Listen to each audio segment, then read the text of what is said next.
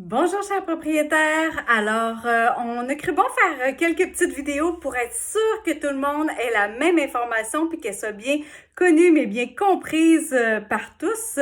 Alors je fais le tour avec vous du document que je vous ai envoyé, information de construction et d'aménagement, pour bien vous rappeler les étapes nécessaires avant de faire la construction d'un bâtiment sur votre terrain.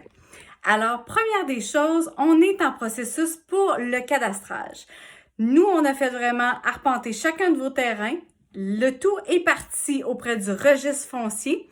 Donc, on est en attente du retour du registre foncier. On n'a pas de pouvoir sur les délais. Ça devrait arriver incessamment.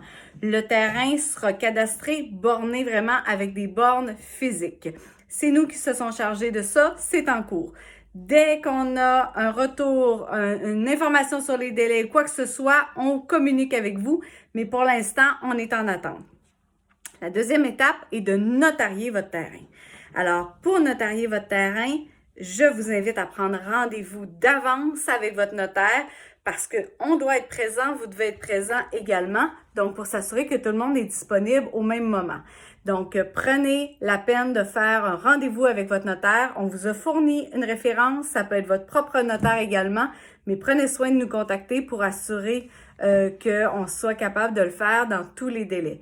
Ceux qui prendront le notaire ici, Frédéric Larouche, il est en train de faire des blocs de signature où on sera présent également.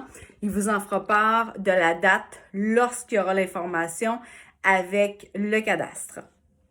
Maintenant, il y a le permis de construction que vous devez recevoir de la ville. Ce permis-là se fait donner par le formulaire que nous devons d'abord et avant tout autoriser. Le formulaire, je vous l'ai envoyé par PDF. Il se retrouve dans le site web à l'onglet propriétaire. Il est là également.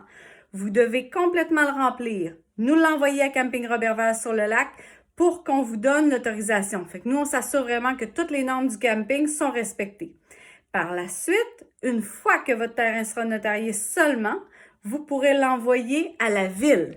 Alors, pour sauver du temps et des délais, envoyez-nous-le d'avance. Donc, attendez pas d'être notarié pour l'envoyer au camping. Nous, on n'a pas besoin que le terrain soit notarié pour vous donner notre approbation. C'est un petit truc pour que ça soit plus rapide. Parce que après, quand va arriver le délai des vacances des gens de la ville, ça se peut que là, on frappe un nœud puis qu'il y ait des gens qui aient des retards de signature. Fait qu'on met toutes les chances de notre côté. Faites des démarches en amont. Donc, on vous invite à remplir ces deux formulaires-là.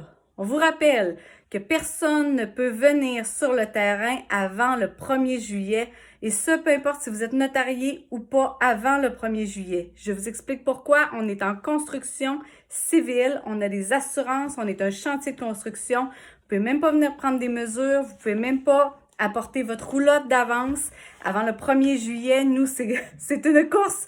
On fait tout pour vous livrer le 1er juillet, mais c'est sûr qu'il n'y a personne qui peut venir ici d'avance. Finalement, je rappelle également qu'aucune construction ne peut se faire tant et aussi longtemps que vous n'avez pas votre permis de la ville de Roberval, permis que vous allez obtenir une fois votre terrain notarié. Alors, j'espère que c'est un peu plus clair. Au plaisir, bye bye!